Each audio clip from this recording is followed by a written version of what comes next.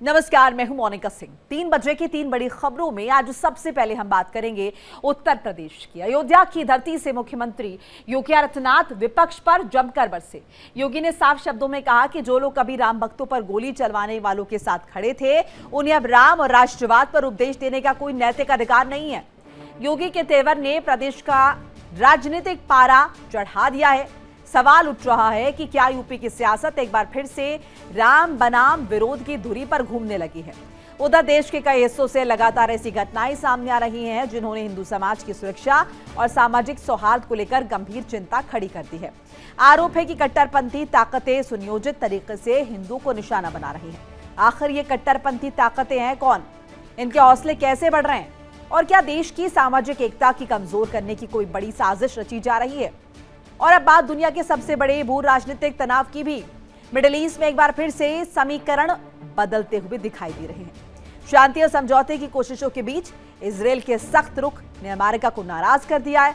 अमेरिकी उपराष्ट्रपति JD Vance ने भी इजरायली नेतृत्व के रवैये पर असंतोष जताया है।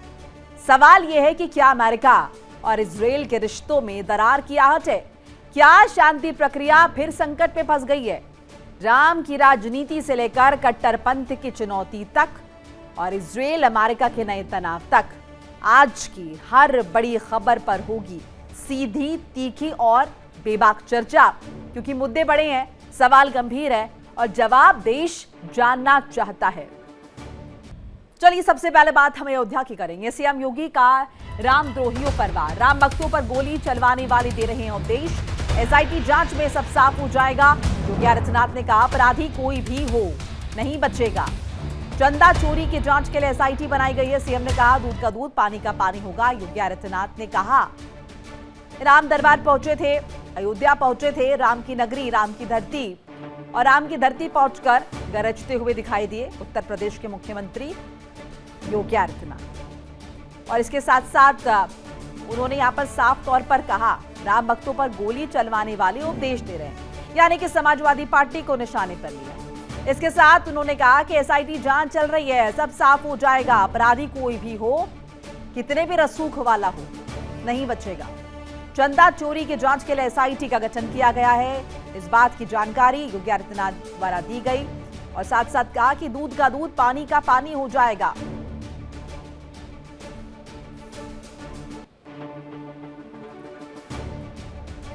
समाजवादी पार्टी,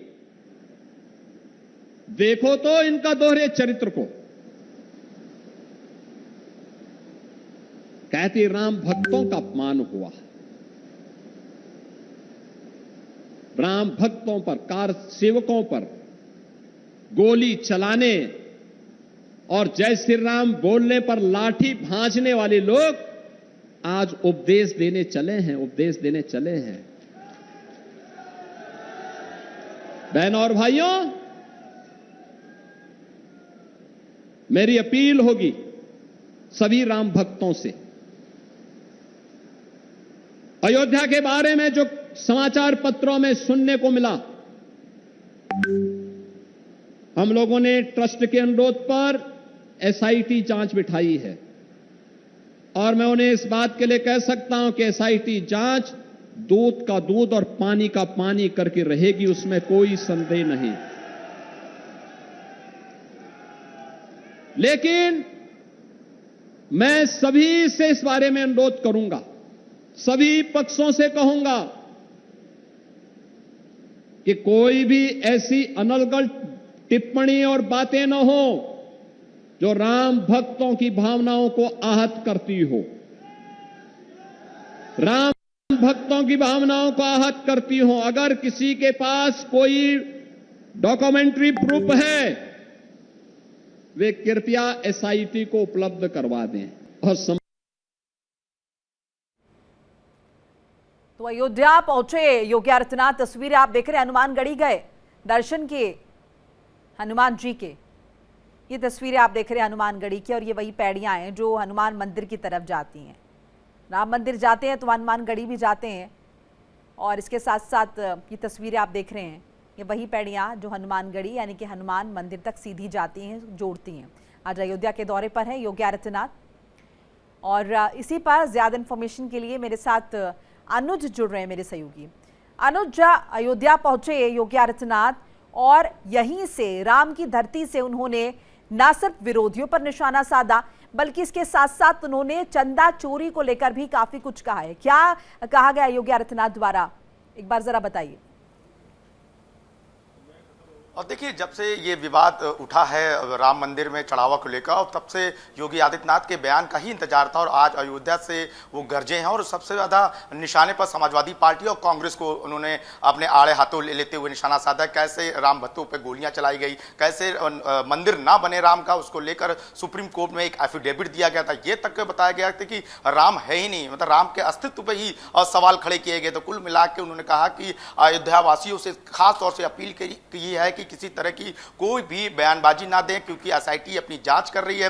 अगर कोई सबूत हो तो एसआईटी को सौंपे जाए, और एसआईटी आप बस 15 दिन की समय दी जानी, 15 दिन में ही दूध का दूध और पानी का पानी हो जाएगा कि आखिर किसने चंदा चोरी की है, किस तरह के घपले हुए हैं, किस तरह के ये वहां पे चढ़ावे में हेरफेर हुई है, वो पूरी चीजें बाहर निकल के सामने आ जाएंगी। पर किसी के बहकावे में ना आएंगे। साफ तौर पर कहना है कि प्रभु श्री राम का मंदिर 500 वर्षों बाद बना है और ये राजनीतिक तौर पर अयोध्या को बदनाम करने की एक साजिश रची जा रही है। इसलिए राम भक्तों से साफ तौर पे अपील की है कि बस आप सब्र करिए और किसी भी बयानबाजी को आगे ना बढ़ाइए, सिर्फ भरोसा करिए, क्योंकि जिस तरह से ट्रस्ट ने कहा कि एसआईटी बनेगी, एसआईटी में कई सदस्य शामिल है, सीनियर लोगों को रखा गया है और जल्दी ही चीजें पूरी बाहर निकल के आ जाएगी। पर उन्होंने सपा को ही सबसे ज्यादा निशाने पर लिया कि समाजवादी पार्टी का चरित्र क्या है और वो जिस तरह से उपदेश दे रही है, तो उसके पीछे की जो इतिहास रहा है वो साफ तौर पे योगी आदित्यनाथ ने आज बताया और बेहद ही और सख्त लहजे में थे और साफ तौर पे कहा है कोई भी हो, यानी एक तरह से सौगंध के तौर पे उन्होंने कहा है कि कोई भी जो चंदा चोरी किया है, चाहे कोई भी हो, वो बख्शा नहीं जाएगा। यानी कुल मिला के अगर जो भी नाम जिसका भी आता है, यानी बड़े से बड़े क्यों ना हो, उसके खिलाफ कार्रवाई की जाएगी, कोई बख्शा नहीं जाएगा। बस इन लोगों के मतलब एजेंडे पे नहीं आना है, राम की जो भूमि अयोध्या को धूमिल नहीं होने देनी है, अपमानित नहीं होने देना है और राम की भूमि को आस्था के तौर पर रखना है, किसी भी बहकावे में एजेंडे में नहीं आना। तो यानी कुल मिला के सिरे से उन्होंने निशाने पर समाजवादी और कांग्रेस को लिया, पर इस कहा कि सबसे ज्यादा भरोसा आपको एसआईटी पे करना है, सिर्फ एसआईटी पर, क्योंकि अभी जल्दबाजी में आपने टेलीविजन विज्ञापनों में हो जाएगा एसआईटी जांच में, और अगर कोई सहयोग करना चाहता है तो फ्रंट में आए। शुक्रिया अनुज आपका तमाम जानकारी साझा करने के लिए। आगे बढ़ जाएंगे। संत कबीरनगर में हिंदू युवक की हत्या के बाद तनाव का माहौल। नासिर पार हिंदू युवक आनंद की हत्या का आरोप लगा। आनंद की हत्या के बाद लोगों में आक्रोश नजर आया, सड़क पर शव रखा, लोगों ने प्रदर्शन किया। हत्या के बाद इलाके में भारी पुलिस फोर्स तैनात कर दी गई। आरोपी नासिर के घर पर बुलडोजर एक्शन की मांग। आनंद के हत्यारे का एनकाउंटर हो, ये आनंद के परिजन कह रहे हैं, ये मांग कर रहे हैं।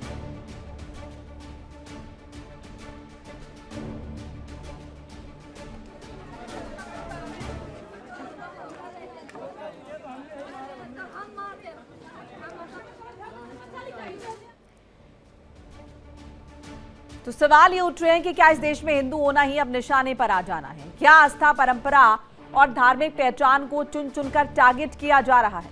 एक ही बार एक सामने आ रही घटना ऐसे सवाल पूछ रही हैं जिन्हें नजरअंदाज करना मुश्किल होता जा रहा है। मंदिरों से लेकर त्योहारों तक, धार्मिक यात्राओं से लेकर श्रद्धालुओं तक, आखिर क्यों बार बार हमलों और धमकियों का केंद्र हिंदू समाज बन रहा है? आखिर कौन है वो लोग जो नफरत की आग में समाज को झोंकने की कोशिश कर रहे हैं?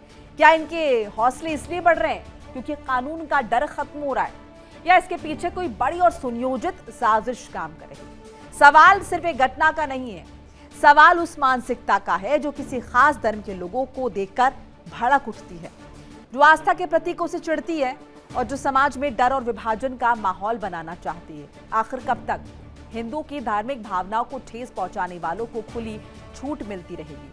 कब तक कट्टरता के नाम पर समाज का माहौल बिगाड़ने की कोशिश होती रहेगी? देश का संविधान सभी धर्मों को बराबरी का दर्जा देता, अधिकार देता, लेकिन अगर किसी समुदाय को बार बार निशाना बनाया जाए, उसकी आस्था पर हमला हो, उसके त्योहारों, धार्मिक आयोजनों को बाधित करने की कोशिश हो, तो सवाल उठना लाजमी हो जाता है कि अब समय आ गया है कि कट्टरपंथ के खिलाफ बिना किसी तुष्टीकरण और बिना किसी राजनीतिक चश्मे के निर्णायक कार्रवाई।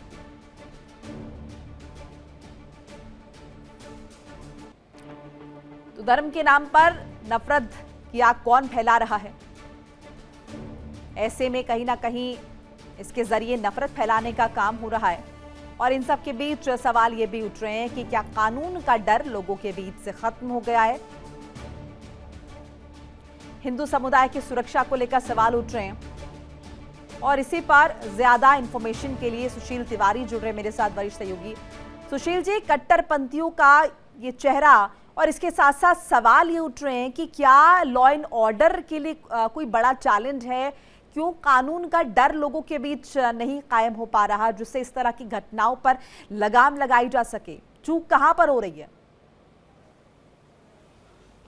बिल्कुल मोनिका, लगातार जो कट्टरपंथी हैं लगातार घटनाओं पे घटना का अंजाम देते जा रहे हैं और लगातार कहीं ना कहीं जिस तरह चाहे सूर्या हत्याकांड हो चाहे आनंद हत्याकांड हो, इसमें जो मुस्लिम वर्ग के जो लड़के हैं बड़े बेखौफ हो गए हैं, उनको बिल्कुल भी कानून का डर नहीं है, पुलिस का डर नहीं है।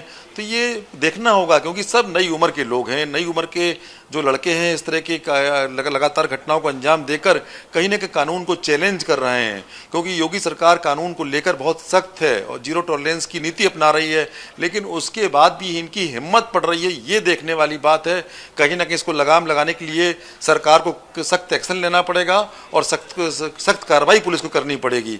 सख्त कार्रवाई जरूर हो रही है। सूर्या मैटर में इनकाउंटर हुआ, बाकायदे सूर्या के जो हत्यारा था उसका इनकाउंटर हुआ, बाकायदे उसके मैटर में वहाँ पर बुलडोजर भी चला, सख्त कार्रवाई दी, संदेश दिया। उसके बाद भी संत कबीर नगर में जिस तरह की घटना हुई है, इससे लगता है ये लोग बाज नहीं आ रहे हैं और लगातार घटनाओं को अंजाम देकर और पुलिस को चैलेंज तो कर ही रहे हैं, साथ में उत्तर प्रदेश का माहौल बिगाड़ने की कोशिश भी कर रहे हैं। तो ये जो कट्टरपंथी लोग हैं इनको बिल्कुल सरकार को कड़ा संदेश देना चाहिए, इनको सबक अच्छा देना चाहिए, तभी ये काबू में आएंगे। जी मोनिका, निश्चित तौर पर। और कहीं ना कहीं सुशील जी, आप एक और चिंता ये भी है कि अगले साल इलेक्शन होने हैं, इलेक्शन से पहले ये सरकार के सामने चुनौती है, क्योंकि अगर आप लोगों के बीच जाना चाहते हैं, लॉ एंड ऑर्डर को लेकर बहुत ज्यादा सख्त कदम उठाने होंगे। ऐसे में अभी कदम उठाए जा रहे हैं, लेकिन शायद और ज्यादा सख्ती से इनके एग्जीक्यूशन, इनके इम्प्लीमेंटेशन की दरकार है। बिल्कुल मोनिका, क्योंकि जो ये सबसे बड़ी बात है जो कट्टरपंथी हैं इसमें मौलाना हैं, कहीं ना कहीं देश में ये लोग उनको भड़काने की कोशिश कर रहे हैं। अभी मौलाना सज्जाद जो वो नौमानी, उन्होंने बाकायदे उन्होंने एक पूरा संबोधित किया। संबोधित में उन्होंने लोगों से यही कहा कि जो हिंदू हैं, हिंदुओं के बारे में उन्होंने कहा कि ये लोग कहीं ना कहीं हिंदुओं में भी उन्होंने तमाम श्रेणियां बांट दी। उन्होंने साफ साफ कह दिया कि सिख हिंदू नहीं है, एससी हिंदू नहीं है, एसटी हिंदू नहीं है और जाट हिंदू नहीं है। तो ये हिंदुओं को बांटने काम कर रहे हैं और साथ में ये तक कह रहे हैं कि ये जो सेकुलर हिंदू हैं कहीं ना कहीं नुकसान पहुंचा रहे हैं। और बन रहे हैं एससी एसटी के या फिर जाट समाज के या फिर ओबीसी वर्ग के, वो कौन रहनुमा बन रहे हैं और उन्हें कौन इजाजत दे रहा है कि वो धर्म को बांटने की इस तरह से साजिश कर रहे हैं या इस तरह की बयानबाजियां दें? बहुत बहुत शुक्रिया सुशील जी आपका तमाम इंफॉर्मेशन साझा करने की। जेनी वेंस ने नेतन्याहू को आईना दिखाया, नेतन्याहू को कड़े शब्दों में नसीहत दी गई। नेतन्याहू हकीकत पहचाने, जेनी वेंस ने कहा। ट्रंप पर हमले से नाराज हुए जेनी वेंस, ट्रंप इजराइल के साथ खड़े रहेंगे। जेनी वेंस ने कहा अमेरिकी हथियारों से सुरक्षित है इजराइल, ट्रंप को दोष देना बंद करे अब इजराइल। तो कहीं ना कहीं समझौता तो हुआ है ईरान और अमेरिका के बीच, लेकिन इस समझौते के तहत इजराइल अभी भी कॉन्फिडेंस में नहीं आया है। अमेरिका ने लाख दावे तो किए कि इजराइल उसके कहने पे ही चलेगा, लेकिन इजराइल यहां पर एक अलग पक्ष लिए हुए खड़ा नजर आ रहा है। इजराइल ये कह रहा है कि समझौता हुआ होगा ईरान और अमेरिका के बीच, लेकिन हम इस समझौते में कहीं नहीं है। और ऐसे में अमेरिका भी अब कहीं ना कहीं नाराज नजर आ रहा है। सवाल उठ रहे हैं कि क्या दोस्ती में दरार आ गई है ट्रंप नेतन्याहू की? मिडिल ईस्ट में शांति की डील पर सियासी सैन्य घमासान छिड़ गया है। खबर है कि समझौते को अंतिम रूप देने की कोशिशों के बीच इजराइल ने कई मुद्दों पर अड़ंगा लगा दिया है। तो अमेरिका के उपराष्ट्रपति जेनी वेंस ने सीधे प्रधानमंत्री नेतन्याहू को कड़ा संदेश दे दिया है। सवाल उठ रहा है कि क्या वॉशिंगटन और टेल अवीव के बीच खुलकर मतभेद सामने आ गए? एक तरफ शांति की मेज पर बातचीत चल रही है, दूसरी तरफ जमीन पर बारूद बरस रहा है। लेबनान पर इजराइल के ताबड़तोड़ हमले जारी हैं। दक्षिणी लेबनान में लगातार हवाई हमलों ने पूरे इलाके में दहशत फैला दी है। मिसाइल्स गरज रही हैं, इमारतें ढह रही हैं, धुएं के गुबार एक बार फिर से पूरे क्षेत्र को युद्ध की आग में झोंक रहे हैं। सवाल है कि इस तरह की अगर स्थिति बनी रही तो फिर शांति के लिए तो बड़ी चुनौती हो जाएगी। अब जरा देखिए, युद्ध विराम के बावजूद लेबनान पर हमले जारी हैं। इजराइल ने दक्षिणी लेबनान पर अटैक किए हैं। दक्षिणी लेबनान में हमलों से भारी तबाही मची है। इसराइल ने दक्षिणी लेबनान पर अटैक किए हैं। अब ये तो एक कंडीशन थी ना कि इसराइल अटैक नहीं करेगा, लेकिन इसराइल अटैक कर रहा है। अब ऐसे में क्या इसराइल की इस हरकत का इम्पैक्ट पड़ेगा ईरान अमेरिका के बीच हुई डील पर? 60 दिनों की बातचीत होनी है, क्या रिपरकशंस होंगे? वेंस फटकार लगा रहे हैं, डोनाल्ड ट्रंप पहले कह चुके हैं कि इसराइल का अस्तित्व ही क्या है। इसराइल का अस्तित्व है अमेरिका की वजह से, लेकिन नेतन्याहू अपनी कुर्सी बचाने में लगे। उन्हें अपनी जनता को यह बताना है कि वो कितने शक्तिशाली हैं, उनकी सेना कितनी शक्तिशाली, और वो इसराइल की सुरक्षा कर रहे हैं। ऐसे में लेबनान पर लगातार अटैक हो रहे हैं। और इसी पर ज्यादा इंफॉर्मेशन के लिए न्यूज रूम से कुलीगा मीनाक्षी रजत जुड़ रही है मेरे साथ। मीनाक्षी, इसराइल तो बाजी नहीं आ रहा है। अब इसराइल का ये जो एटीट्यूड है, क्या इसके रिपरकशंस होंगे? क्या जो समझौता हुआ ईरान अमेरिका के बीच, उस पर इसका कोई इंपैक्ट होगा, कोई नकारात्मक प्रभाव होगा? बिल्कुल, देखिए जो 14 पॉइंट का मसौदा हस्ताक्षर किया गया है उसमें एक पॉइंट ये भी था कि तुरंत प्रभाव से इजरायली डिफेंस फोर्स लेबनान को खाली कर देगी, वहां से उनकी फोर्स चली जाएगी। दूसरा, उसमें ये भी कहा गया था कि इजराइल के ऊपर, हिजबुल्लाह के ऊपर कोई भी हमले नहीं किए जाएंगे, और इस पर हस्ताक्षर डोनाल्ड ट्रंप की तरफ से कर दिए गए थे। लेकिन हिजबुल्लाह क्योंकि लगातार ईरान के उत्तरी क्षेत्र को निशाना बनाता है, वहां पर हमले करता है, जिसका बदला लेने के लिए दक्षिणी लेबनान को भुगतान करना पड़ता है। इजराइल की तरफ से साफ कहा गया है कि अगर हमारे ऊपर हमले किए जाएंगे तो हम भी पलटवार करेंगे, और वो इसीलिए वहां पर बार बार पलटवार करते जा रहे हैं। लेकिन इस पूरी डील के अंदर कहीं पर भी ये नहीं कहा गया है कि हिजबुल्लाह इजराइल पर हमला ना करे। इस वजह से हिजबुल्लाह को खुला हाथ मिल गया है और वो लगातार हमले करते जा रहा है। डील पर बिल्कुल सवालिया निशान खड़े होंगे, क्योंकि ईरानी मीडिया के हवाले से आज ही एक खबर साझा की गई जिसमें यह कहा गया था कि अगर हिजबुल्लाह के ऊपर, लेबनान के ऊपर हमले होने बंद नहीं होते हैं तो ये पूरी डील हम प्रभावी नहीं होने देंगे। मोनिका, बिल्कुल, और इसी बात का तो डर है कि कहीं ये डील जो हुई है इस पर कोई नकारात्मक प्रभाव न। शुक्रिया मीनाक्षी आपका तमाम इंफॉर्मेशन साझा करने के लिए। और फिलहाल यहां पर वक्त हो चला एक छोटे से ब्रेक का।